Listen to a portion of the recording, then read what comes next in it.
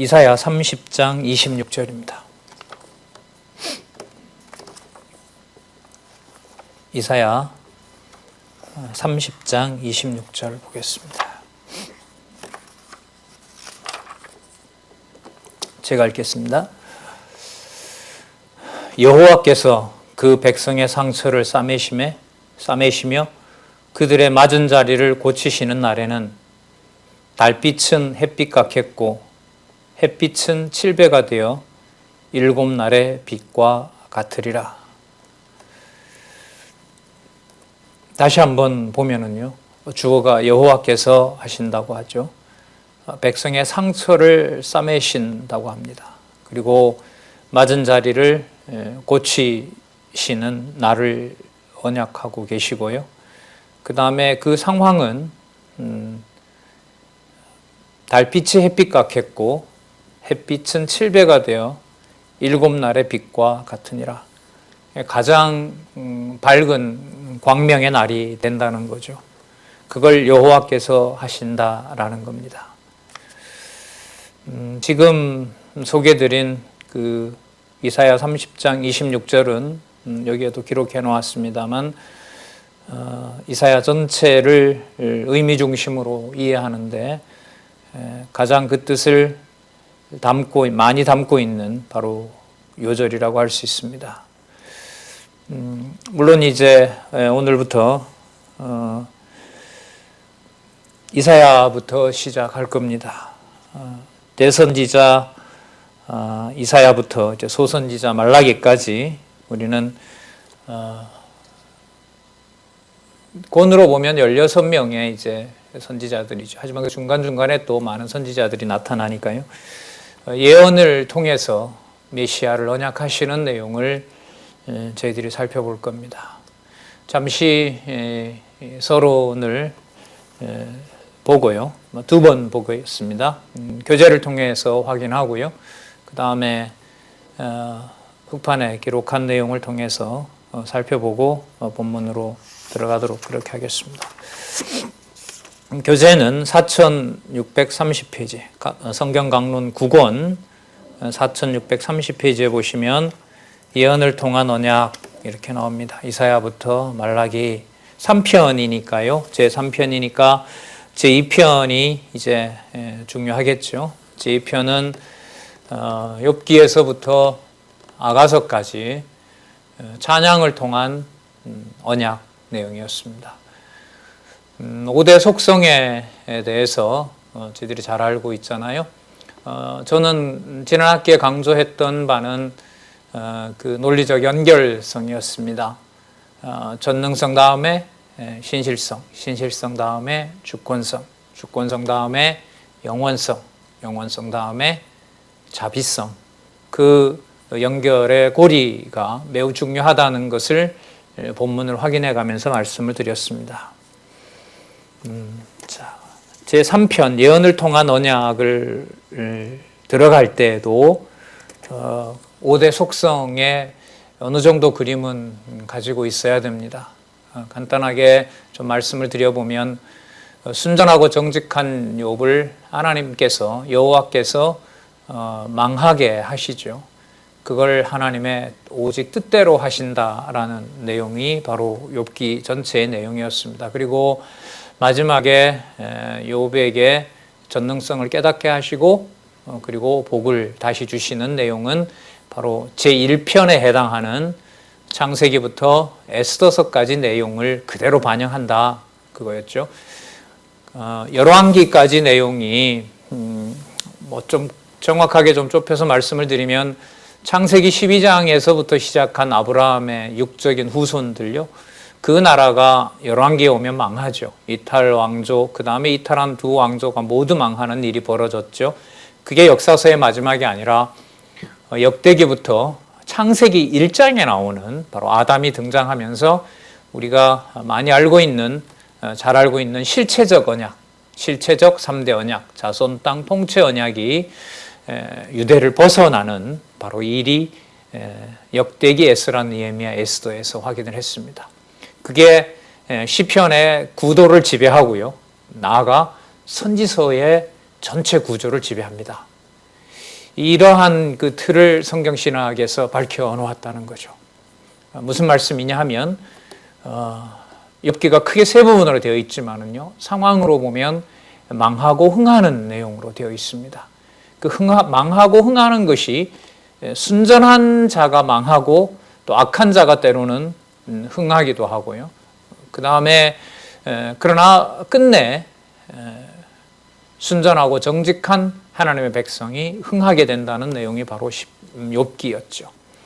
시편도 보면 크게 세 부분으로 되어 있지만 언약 찬양시 다음에 나오는 부분으로 보면 대적에게 그 다음에 불택자처럼 다루고 여호와의 이름이 불에 타는 상황까지 가는, 그래서 여호와의 이름을 부르게 하는 그 패망한 상황이죠.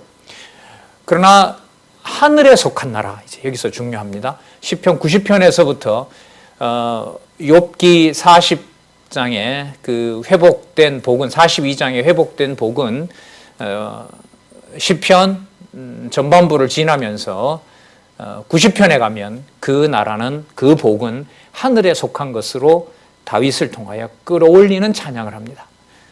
자, 그 다음에 여러분 잠언이 주권성이잖아요. 그 나라는 이제 잠언에 오면 잠언 8장에서 많이 강조드렸죠. 하늘에 속한 나라입니다.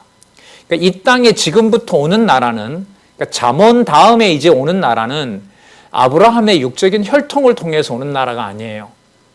그래서 그 의미를 잠언의 지혜 부분을 통해서 계시하시는 말씀, 그 지혜와 관련된 내용이 1장 7절에서부터 9장이었죠. 지혜를 주관하시는 여호와, 바로 그 부분에 바로 시편 후반부에 해당하는 여호와의 통치와 권능의 나라는 바로 하늘에 속한 나라로 갑니다. 그러니까 그 지혜와 그 다음에 명철을 주시고 또한 왕가를 세워주시고 나라를 다스리시는 바로 그 여호와의 섭리의 초점은 이제 잠언을 지나면서 이 땅에 보내시는 여호와의 아들인 메시아의 초점을 맞추면서 모형이 실체로 이제 확정되어 가는 예언이 나타나게 됩니다. 전도서 내용이 뭐냐 하면 바로 하늘에 속한 뜻이 그대로 더할 수도 없고 덜할 수 없도록 이 땅에 이루어진다고 했습니다. 그리고 전도서 마지막은 그것이 선인지 악인지 다윗이 판단하는 것도 아니고 솔로몬이 판단할 수도 있지 않다고 얘기를 합니다. 그것은 오직 여호와 하나님께서 앞의 일을 모르게 하시고 그때그때마다 선과 악이 무엇인지를 그 총명한, 그 전무후무한 솔로몬의 입을 통하여 고백하도록 합니다. 어떤 일이라 하더라도 그것이 여호와께서 공급하시는, 또 여호와께서 선과 악을 판단하여 주지 않으시면 그것은 헛된 것이고 바람을 잡으려는 것이고 또한 해로운 것이 된다는 것이 바로 전도서의 마지막이었습니다. 그러니까 하늘에 속한 것을 땅에 성취하는 내용이 이제 실체로 넘어가는 내용입니다. 그걸 솔로몬에게 보여주셨고요. 다윗에게도 보여주었던 거죠. 그리고 아가서에 가면 여호와의 자비성 찬양 내용에는 하늘에 속한 그 나라는 술람미 여인과 솔로몬의 관계를 통해서 보여주는 것처럼 너무너무 아름다운, 실제로는 아름답지 않습니다. 그러니까 그리스도가 사실 이 세상에 오셨을 때 보이는 모습이 무슨 왕족이나 귀족의 그런 모습이 아니었다고 기록하고 있잖아요. 술람미 여인을 통해서 보여주는 하나님의 교회도 마찬가지입니다. 그러나 그래서 그 군인들에게 신랑을 찾으러 나섰다가 몸이 다 망가지는 진짜 만신창이가 되지 않습니까? 그럼에도 불구하고 솔로몬이 조건 없이 맺었던 사랑에 대해서는 이게 하늘에 속한 영원한 하나님의 언약 성취겠죠. 거기에 근거해서 술람미 여인은 당당하게 망가진 몸을 당신이 버리면 안 된다라고 얘기를 하고 솔로몬이 그 망가진 몸을 보고 더 머리부터 발끝까지 5장에서 4장에서 찬양하죠. 4장에서 찬양했던 것보다 더 강하고 확실하게 술람미의 아름다운 모습을 찬양하게 합니다. 그러면서 이 선지서 찬양을 통한 언약, 욥기에서부터 아가서로 오는 동안 모형이 아닌 실체로 이루어질 나라들로 이제 옮겨오게 되는 겁니다. 그러면 이 내용이 지금부터 살펴볼 내용이죠. 아까 저희들이 살펴보고자 했던 4630페이지에 가시면 예언을 통한 언약에 바로 이 편에 나타난 찬양을 통한 언약의 그 메시아 언약이 이제 제 3편에 와서 많은 선지자들을 동원해서 구체적으로 모형에서 실체로 언약의 내용들이 확증됩니다. 구체적인 내용으로 드러나고 있죠. 그게 이사야부터 말라기까지입니다. 대선지자들을 통해서 또 많은 분량을 가지고 예언을 하고 있고요. 소선지자들을 대거로 보내면서 바로 모형에서 실체로 넘어가는 과정, 그리고 메시아 오실 것에 대한 예언을 확증해 주는 내용이 바로 제3편 예언을 통한 언약에 확증되어 있습니다. 그래서 많이 강조를 이번에 드리는 부분은 시가서 5편에 나타난 여호와의 5대 속성을 메시아 언약과 맞추되 모형에서 실체로 가고 있다는 그 확증을 본문을 통해서 연결하고 그 바탕 위에 이사야부터 말라기까지 예언을 통한 언약이 독해 가능하다. 그게 이제 지금 계속해서 강조를 또한 드리는 내용입니다. 그리고 기억난 김에 하나 더 말씀을 드리면 바로 그 일을 다윗이나 솔로몬이라는 그 인간 왕이 하는 것이 아니라 바로 선지서에 오면 조금 전에 이사야 우리 요절에서도 살펴봤잖아요. 여호와께서 하신다. 내가 한다. 그걸 나중에 아들이 와서 아버지의 이름으로 바로 메시아가 하신다라는 것을 부각을 많이 시킵니다. 그래서 선지서에 왜 여호와께서 그리고 여호와께서 내가 한다 이 부분이 나오느냐. 바로 그 부분은 시가서에서 당신이 왕이라는 사실을 다윗과 솔로몬에게 확증을 해주잖아요. 그러니까 진짜 그 사람들은 모형인 거예요. 그럼 진짜 왕은 누구냐? 아브라함의 그 혈통 관계를 벗어난 바로 실체로 오는 그 메시아는 그런 혈통에 매이는 자가 아니다. 그래서 여러분 이사야서 후반부에 가면 놀랍게도 바로 그 고레스를 소개한다는 거죠. 고레스 자체가 아니라 유대인에게 약속했던, 이스라엘에게 약속했던 메시아가 아담에게 약속했던 전 우주의 통치자로 오는 메시아임을 확증해 주기 위해서 유대의 틀에 갇히지 않는 메시아를 소개하기 위해서 고레스를 등장시킵니다. 그 나중에 이제 본문에 가서 살펴보겠습니다. 그래서 시가서 어느 한 부분도 선지서 시작해서 마칠 때까지 예언을 통한 언약을 확증할 때까지 예언의 내용은 여러분 자손 땅 통치입니다. 그러니까 잘 보시면 되겠죠. 자손 땅 통치와 관련된 내용이 예언을 통한 언약, 선지서에 나오지 않는 부분이 없습니다. 그런데 나올 때마다 모형에서 어떻게 실체로 넘어가는지를 보셔야 됩니다.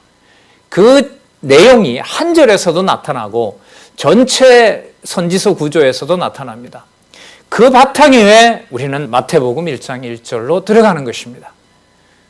그래서 9882페이지까지 형식적으로 그냥 번호를 이어놓은 것이 아니라 의미로 봐야만 그 번호가 이어진다는 것을 또 한 번 강조를 드립니다.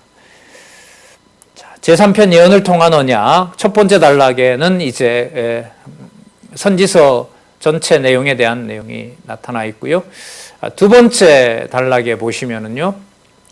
세 번째 줄에 이러한 선지자들의 예언은 여호와 하나님의 작정에 의한 언약의 말씀에 기초한다. 이렇게 나와 있죠.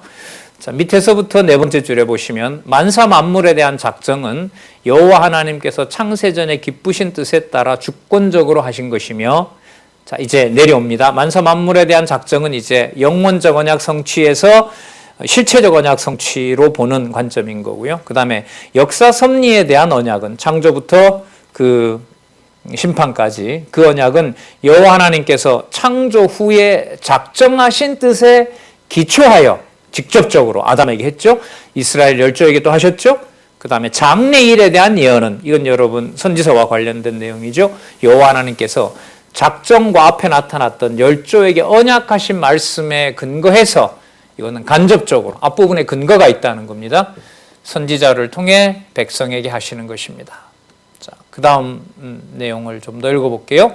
결국 선지자들의 모든 예언은 여호와 하나님께서 이스라엘 열조에게 세우신 언약의 바탕을 두고 있으며 그 언약은 여호와 하나님의 영원한 작정에 기초를 두고 있다.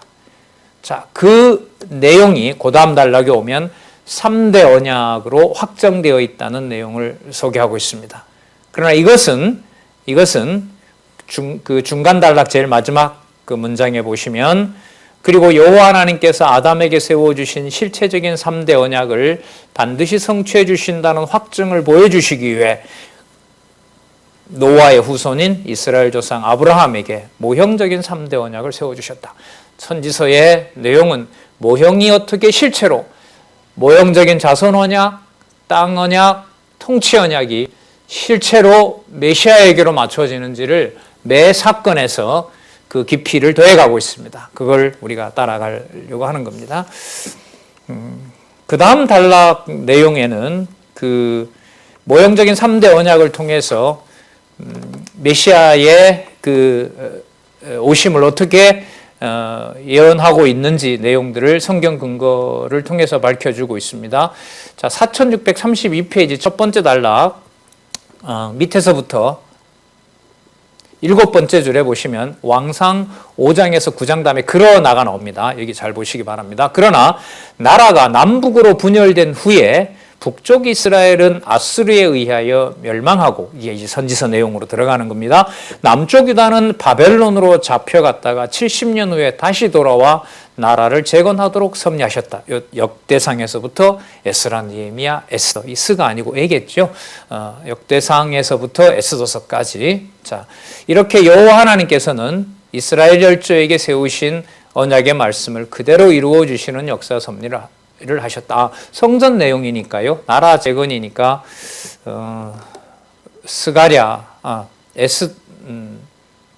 에스라 내용일 수도 있겠네요.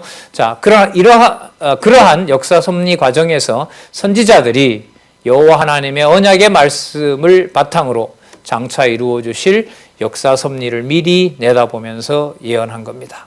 자, 이제 선지서로 들어가는 서론을 잠시 밝혀주고 있는데요. 그 단락의 내용은 한 400여 년 동안, 구체적으로 한 840년에서 440년 동안, 400년 동안에 걸쳐서 성경 기록으로 보면, 기자들로 보면 16명이죠. 그런 선지자들을 보내면서 모형에서 실체로 넘어가는 그 과정을 예언해주고 있는 내용입니다. 밑에 그 단락 밑에서부터 세 번째 줄에 보면 에스더부터 스가랴가 아니라 에스라부터 에스더까지겠죠. 그러니까 에스가 아니고 스에 이렇게 되겠죠. 그 다음 보겠습니다. 이와 같은 혼란스러운 시대에 여호와 하나님께서 때를 따라 적절한 시기에 선지자들을 보내어 백성에게 장차 언약대로 이루어 주실 섭리에 대하여 예언하도록 하신 것이다. 4633페이지 첫 번째 줄에서 보시면 이러한 예언은 택한 이스라엘 백성이 여호와 하나님을 배반하고 가증한 일을 행함으로 여호와께서 그들에게 진노를 베푸시지만, 자, 이게 선지서 전체 구조입니다. 선지서 흐름의 두 축이라고 할 수가 있겠죠.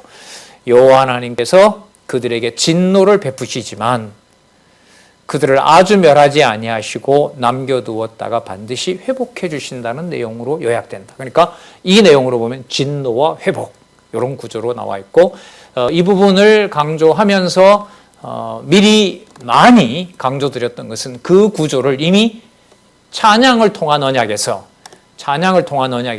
벌써 확정을 짓고 있다는 것이 여러분에게 말씀드렸던 것입니다. 그 다음 더 볼게요. 여호와 하나님께서 전능한 하나님 스스로가 언약대로 이루시는 여호와이심을 그 백성으로 깨달아 알고 그를 경외하며 섬기게 하려고 언약의 바탕을 둔 선지자들의 예언 내용. 자, 그렇죠? 언약, 3대 언약의 바탕을 둔 선지자들의 예언 내용. 그러니까 앞으로 모형이 아닌 실체로, 모형에서 실체로 넘어가는 내용들을 상세하게 200년 혹은 수백 년 후에 성취될 내용까지 그렇게 예언해 주는 내용이 바로 선지서 내용입니다. 이러한 여호와 하나님의 역사 섭리는 장차 참 선지자로 오실 메시아를 통하여 이루어 주실 실체적인 역사 섭리에 대한 예표로서의 모형과 그림자로 참 선지자이신 메시아를 보내어 주실 것에 대한 여호와의 언약 계시이다. 자, 서론 잘 정리가 되어 있죠. 자, 한 장 더 넘겨보시면 대선지자 예언으로 언약하는 내용이 나타납니다. 자, 대선지자 예언은 아시는 것처럼 이사야, 예레미야, 에스겔, 다니엘. 이사야는 때리시고 싸매심에 대한 예언, 예레미야는 뽑으시고 심으심에 대한 내용, 에스겔은 흩으시고 모으심에 대한 예언, 다니엘은 멸하시고 세우심에 대한 내용으로 되어 있습니다. 창세전 근거를 가지고 있고요. 구약에 이미 약속되어 있습니다. 4635페이지 첫 번째 줄에 보시면 레위기 26장 27절에서부터 45절까지 그 이사야의 기준으로 보면은요, 이사야가 740년경에 그 예언을 하거든요. 740년경에 예언을 하는데 이 레위기 같으면은 여러분 그 모세 아니에요? 광야 한 1415세기 중반이라고 보시면은요, 1450년경이라고 본다면은 벌써 740년, 700여 년 훨씬 전에 예언한 내용이죠. 거기에 바탕을 두고 이사야서 내용부터 말라기가 전개된다는 겁니다. 언약하신 대로 성취하는 거죠.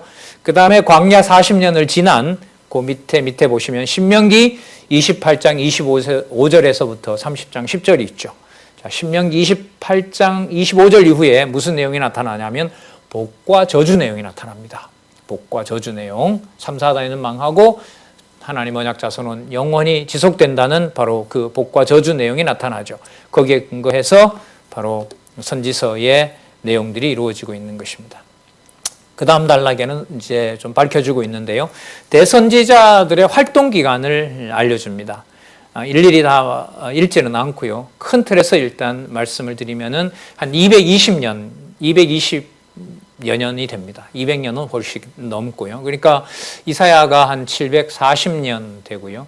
다니엘이 536년 1차 기한 때까지 살아있으니까요. 그러니까 540년으로 이렇게 좀 이해하기 쉽게 잡으면은 740년, 640년, 540년, 200여 년 동안에 예언하시고 그대로 이루시는 내용들, 또 다니엘서 같으면은 그 이후로 또 예수님 오실 때까지 역사, 예수님 오신 때까지의 역사를 또한 포함하고 있죠. 그런 예언과 그 성취되는 내용들이 바로 한 200여 년에 걸쳐서 기록했다는 내용이 그 다음에 나타납니다.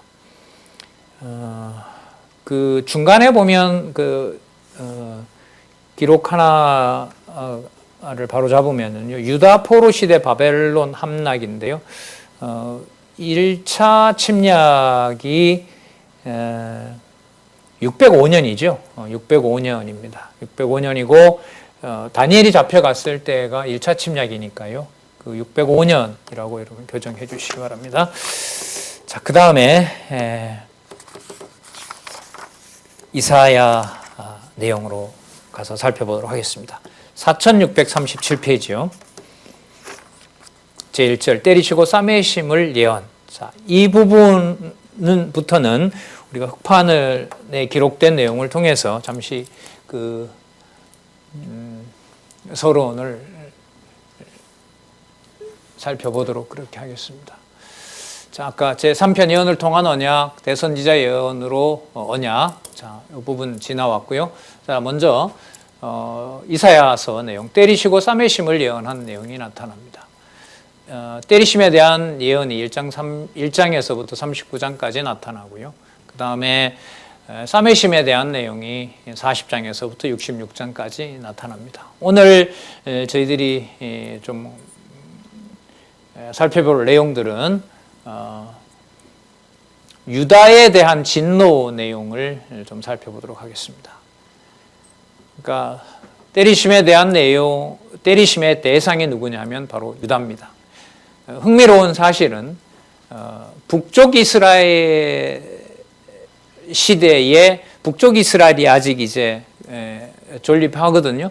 근데 북쪽 이스라엘이 망할 무렵에 북쪽 이스라엘이 망하는 것이 바로 뭐에 대한 확증이냐면 유다에 대한 진노를 확증한다는 겁니다. 이사야 1장에 보면 그 이사야서 내용의 그 당사자가, 그 수신자가 누군지 나타나니까요. 그건 그때 가서 또 확인하도록 하고요. 유다에 대한 진노를 확정해 주는 내용입니다. 그리고 분명히 진노를 당한다. 아까 여러분 진노 회복이라고 아까 나왔었죠. 자, 진노에 대한 예언인데요. 왜 내가 때렸느냐? 그 진노의 원인이 나타납니다. 그러니까 이 원인은 여호와 하나님께서 그 원인을 지적함으로써 시작이 되는 거예요. 여호와께서 그걸 악이다라고 하면 악이 되는 거고요. 자, 악이 선으로 섭리를 해오신 것처럼 보이지만 그걸 악이다라고 규정을 해버리면 그게 악이 되는 겁니다. 그러니까 인간의 행동 여하에 따라서 진노의 대상이 되느냐 안 되느냐, 이런 틀을 가지고는 선지서를 결코 이해할 수가 없습니다. 그러니까 많은 선지자들의 그 인간적인 그 괴로움이 어디에 있었죠? 상식적으로 생각하는 선과 악의 기준으로 여호와께서 메시아 보내실 준비를 하는 게 아니라는 겁니다. 자, 그건 이제 본문에 들어가서 살펴보도록 하겠습니다. 그래서 그 시가서에 나타난 여호와의 5대 속성에 투철하지 않으면 선지서에 나타난 여호와의 어떤 책망 내용들을 인간적으로 또 인간에 대해서 또 사회에 대해서 그렇게 적용하게 되면 완전히 곁길로 가게 됩니다. 자, 그다음에 그 진노의 결과가 무엇인지는 바로 유다를 진노함으로써 이게 바로 여러분 어떤 의미를 담고 있냐 하면 모형이 아닌 실체로 내가 준비하고 있다는 내용이 바로 이 내용입니다. 왜 진노하느냐? 그리고 진노의 결과는 뭐냐? 만방이, 온 세계가, 열방이 내 이름을 보러 온다. 아주 중요하죠. 그러면 어디하고 연관되냐면 찬양을 통한 언약. 시편 19편이죠. 해 뜨는 데서부터 해 지는 데까지. 전하는 자의 소리가 없고 들리는 자의 소리가 없어도 온 우주에 여호와의 영광이 가득 차다라는 기도를 벌써 예언을 하도록 하시잖아요. 그 다윗에게. 바로 그 내용이 여기에서 연관이 됩니다. 직접 연관이 돼요. 자, 그 다음에 경고에 대한 내용이 나타나는데 여기는 이제 유다에 대해서 반드시 진노하겠다라고 얘기를 하고요. 그 진노를 바탕으로 경고하기 위해서, 그러니까 그 진노가 반드시 일어나는데 어떤 과정으로 일어나는지를 알려주십니다. 자, 그래서 먼저 선지자를 부르고요. 자, 선지자를 불러서 증거로 뭘 보여주냐면, 그러니까 유다에 대한 진노의 증거가 뭐냐면 바로 이스라엘이 패망한다는 거예요. 반드시 이스라엘이 패망한다는 거죠. 그런데 이스라엘을 패망시키는 세력이 그 아람이 아니라 바로 아수르가 된다는 거죠. 당시 상황으로 보면 아람에 의해서 망해야 되는데 그렇지 않죠.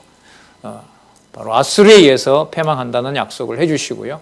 그 다음에 그래서 아수르가 침공한다고 얘기를 해줍니다. 그리고 그 결과는 바로 뭐냐면 이스라엘이 패망하고 그 이스라엘을 패망시킨 아수르도 패망합니다.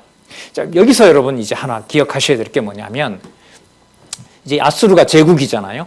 이 제국이 이스라엘을 붕괴시켜요. 그러니까 이스라엘을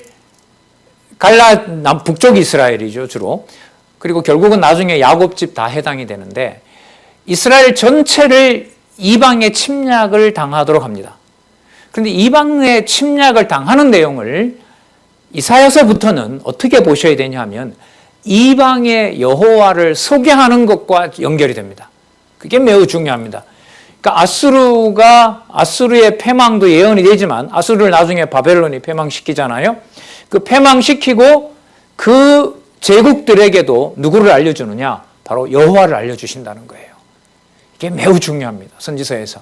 그래서 여기에 유다의 회복을 얘기할 때도 이 유다의 회복이 과거 그림자, 모형 그 유다 회복이 아닙니다.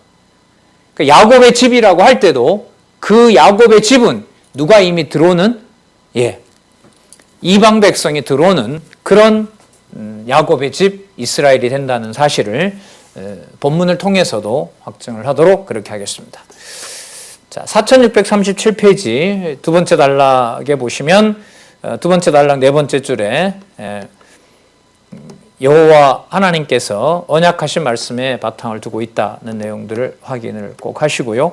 그 다음에 그 창세기 49장 10절, 사무엘하 7장 16절 구약 근거 나타나죠. 자, 그 다음 4638페이지 이번에는 신학적 의미를 좀 살펴보도록 하겠습니다. 두 번째 단락에 결국 여호와 하나님께서는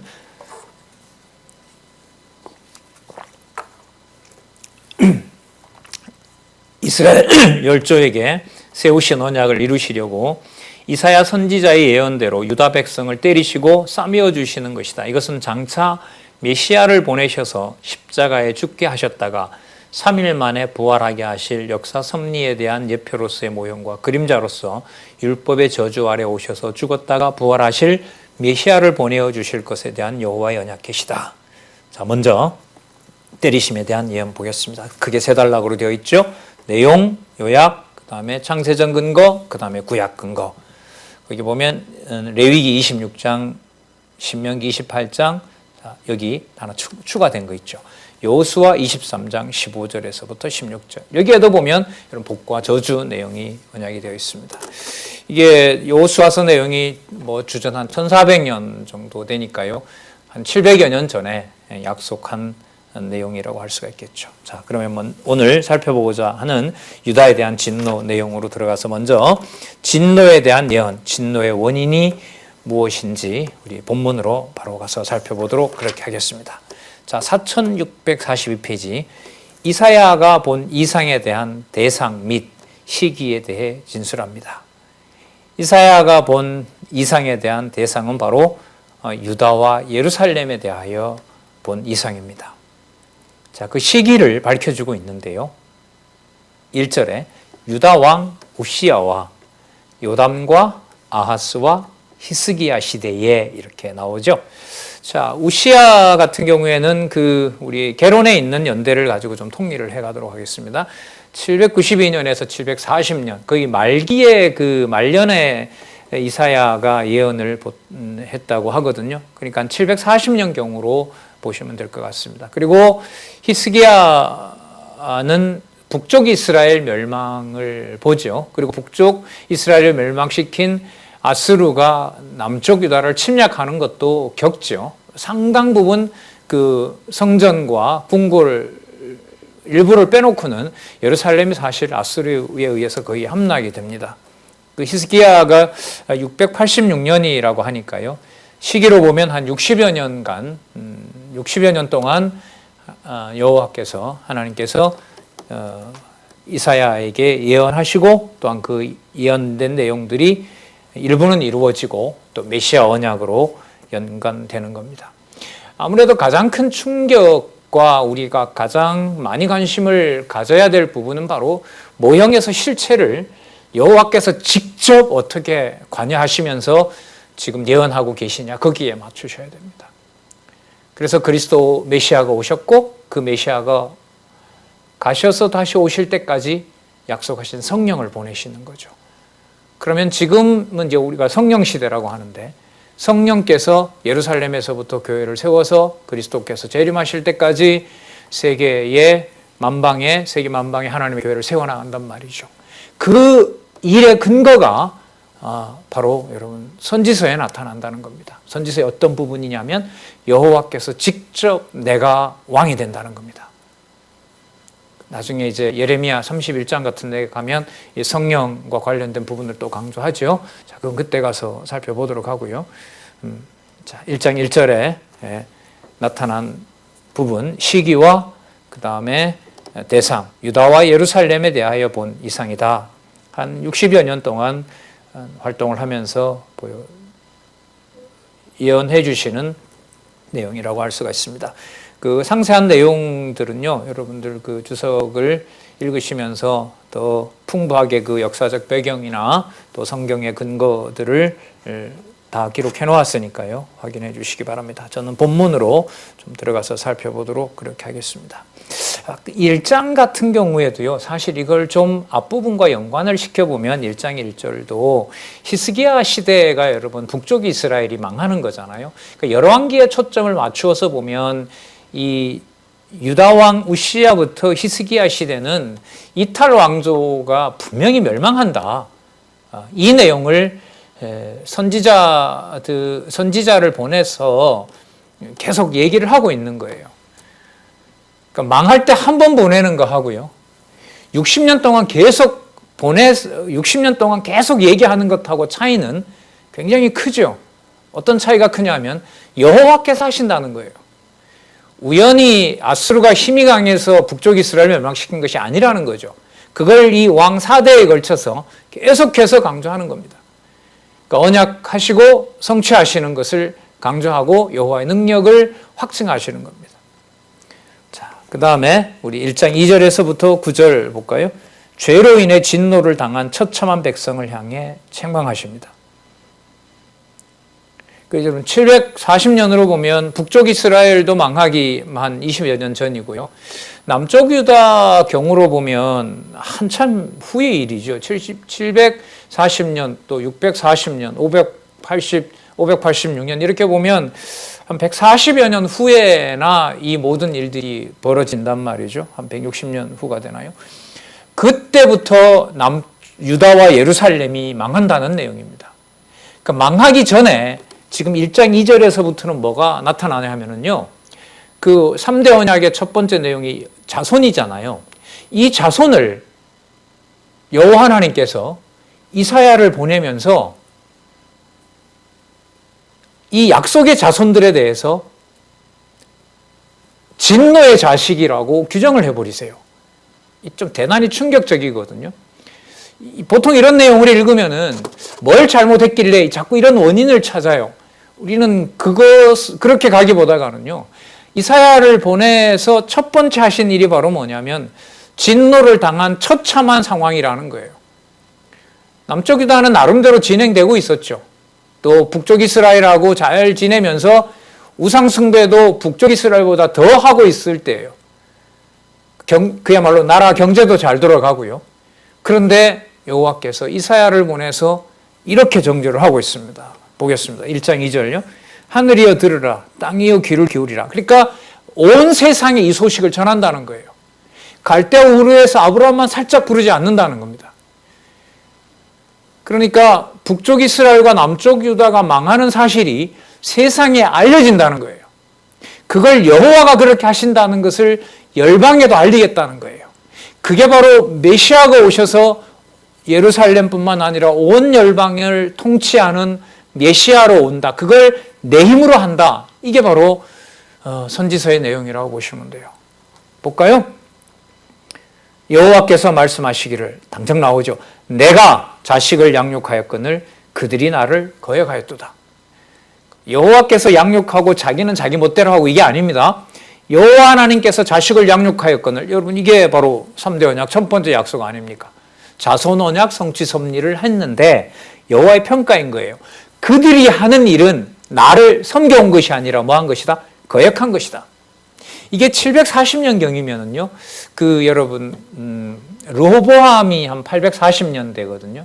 940년 경우가 이제 솔로몬이니까요.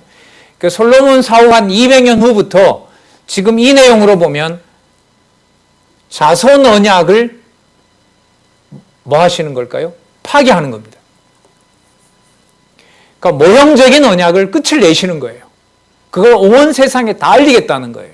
그럼 약속은 끝나는 거냐? 아니요. 실체로 넘긴다는 거예요. 메시아 오실 준비를 한다는 거죠. 그것 본인이 직접 관리하신다는 거예요. 시편에 나와 있는 대로 본인이 왕이기 때문에. 자식을 양육하였거늘 그들에 대한 평가입니다. 나를 거역하였도다. 3절에 볼까요? 소는 그 임자를 알고 나귀는 주인의 구유를 알건만은 이스라엘은 알지 못하고, 이스라엘 여러분 이럴 때 전부라고 보시면 돼요. 유다와 예루살렘, 북이스라엘까지 전부요. 핵심은 유다와 예루살렘이겠죠. 이스라엘은 알지 못하고 나의 백성은 깨닫지 못하는도다 하셨도다. 잠언 30장이나 그 전도서 3장에 가면 왜 르무엘 왕인가요? 여라무엘 왕인가요? 그 자기를 짐승에 비유하잖아요. 지금 이 기록으로 보면요, 짐승보다 못해요. 누가요? 언약 자손이. 이렇게 3대 언약 가운데 첫 번째 언약, 자손 언약을 여호와께서 그야말로 없애버리시는 거예요. 그 내용이 여러분 이사야에서부터 저기 말라기까지인 거예요. 한 축은 그렇습니다.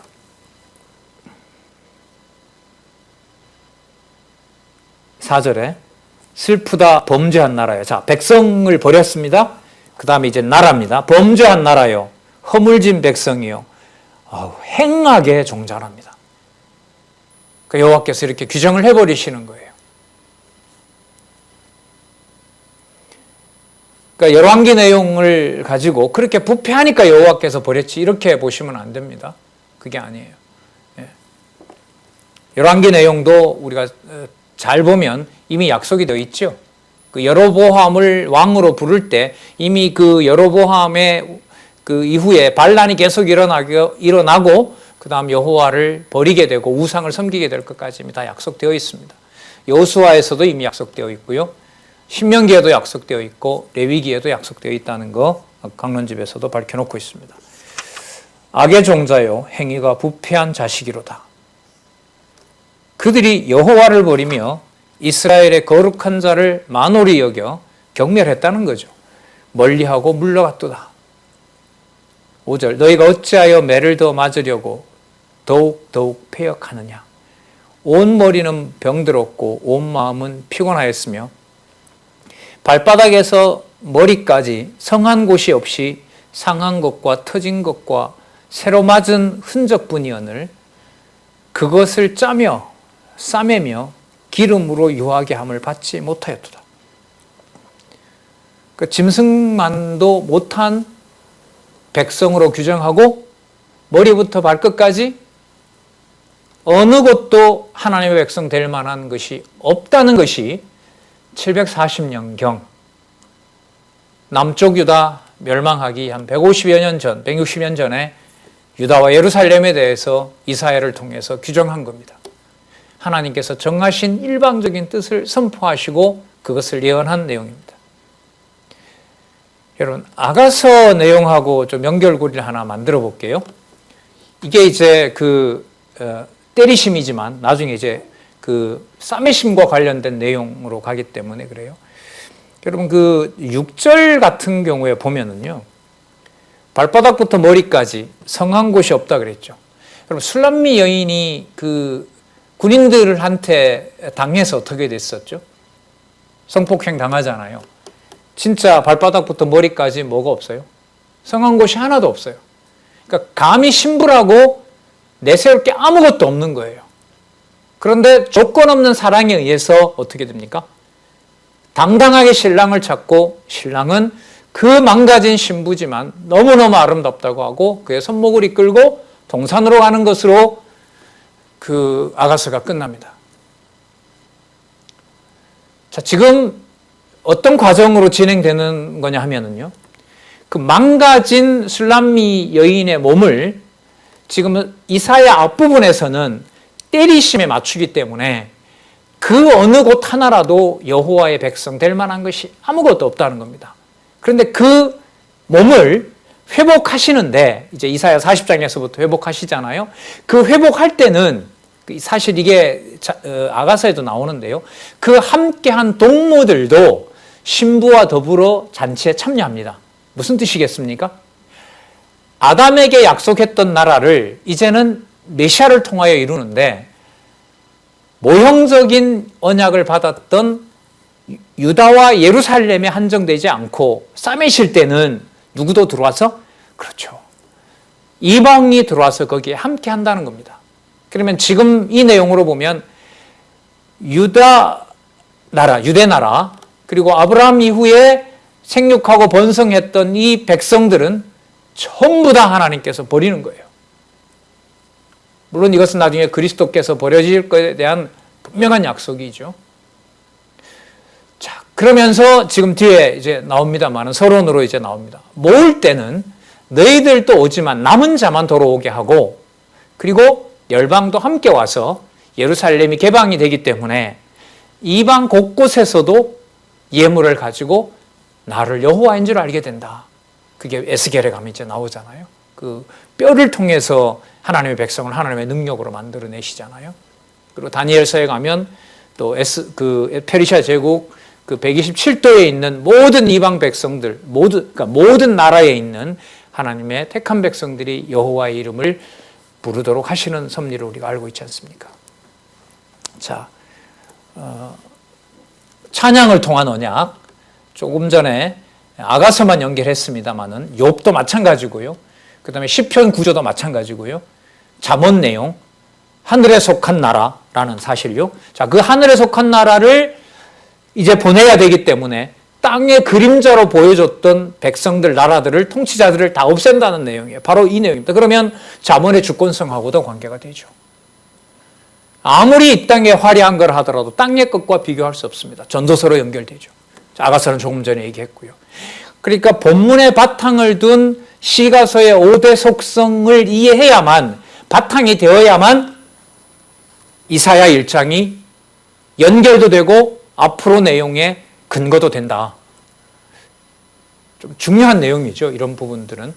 그래서 뭐 동일한 페이지가 그냥 장마다 연결된다기보다 큰 의미 전환이 생겼을 때는 좀 우리가 좀 유의를 하면서 묻고 지나갈 필요가 있습니다. 7절 볼까요? 너희 땅은 황무하였고, 자, 아까 자손, 이젠 땅입니다. 땅은 황무하였고 너희 성읍들은 불에 탔고 너희 토지는 너희 목전에 이방인에게 삼키웠으며 이방인에게 파괴된 것 같이 황무하였고 딸 씌우는 포도원의 망대같이 원두막의 상징막같이 에워싸인 성읍같이 겨우 남았도다.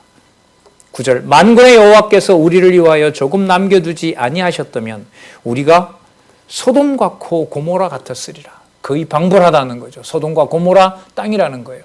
그러니까 백성은 아까 뭐보다 못하게 취급해요? 짐승보다 못하게. 땅은 어디에 비유합니까? 소돔과 고모라예요. 그럼 뭐 어쩌겠다는 거죠? 이 모형이라는 나라 없애버리겠다는 거죠. 그래서 여러분 이 선지서를 전 이제 대학 들어가서 성경 공부를 이렇게 본격적으로 시작을 하게 됐는데요. 진도가 안 나갑니다. 그 뭐 리더라는 사람이 설명을 해주는데 도대체 이해가 되질 않아요. 그러다 보니까 자꾸 인간적으로 원인을 찾죠. 범죄했기 때문에 이렇게 치는구나. 근데 저는 이제 그때 반감이 생겼던 게 아무리 그래도 그렇지 이렇게 한다고 여호와께서 이렇게 더 많은 분노를 하신다면 도대체 사랑의 하나님이라는 이 의미는 뭐냐. 그런 어떤 답답함과 반감이 생기는 거죠. 자, 그래서 조금 전에 인간 기준의 선과 악의 잣대로는 절대로 이 선지서를 이해할 수가 없다. 자, 자손도 버린다 했죠? 땅도 황폐화된다는 거겠죠? 그럼 통치는 온전하겠습니까? 예, 당연하죠. 통치도 어떤 정당성도 없는 겁니다. 예, 이렇게 우리 첫 시간을 시작하고요. 잠시 10분 쉬셨다가